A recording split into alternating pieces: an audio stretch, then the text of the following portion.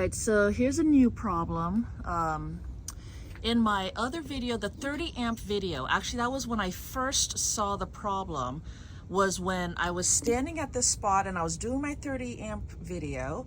And then in that video, you see me look up like that to point to where it was leaking, but that was just a condensate. That word. And I was like, oh yeah, that's just a condensate, you don't have to worry about it. That's just the water from the condensate from the AC running down here and dripping. But what I then, at that time, when I was pointing up, I saw a bubble, and that is delamination. And then I was like, oh. Now I already knew that there was some water damage inside, or signs of previous water damage inside, but I didn't know that it was actual existing continuing water issue until yesterday when I saw that bubbling.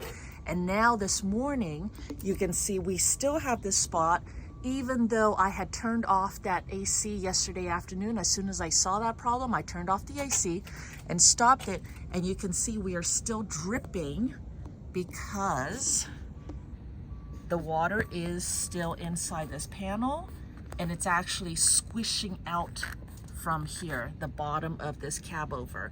So right now there is still water dripping out of here. So no more running the AC until this whole thing, I don't know if you can see this. When I put, oh, there you go. Now you can see it. You see how this is all flooded with water? It's gonna get super hot today. And the bubble has already gone down, which is a good thing. So what I need for this to happen, I think, is to just let it completely dry. Then I need to get rid of I need to clean and get rid of all of this seal. Let this dry first. I need it completely dry. Clean this all up, and then I can seal it from the top and all the way around.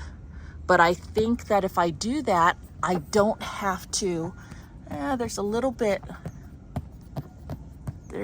of bubble right here still. I can feel that. But once it completely dries, then I might be able to just get away with that and not have to go with a delamination kit, because right now the bubble has gone down a lot. So it only bubbled up when it was filled with water. Once the water goes away, and it dries pretty quick, then the bubble goes away as well. And it might be fine with the resealing without. So I don't know, fingers crossed. I know the proper thing to do would be to get a delamination repair kit and all that, but it's going to be so hard trying to figure out how to do that on my own, and this doesn't seem too bad yet. So I want to try this first and see if that works, because I have a feeling that this will be fine.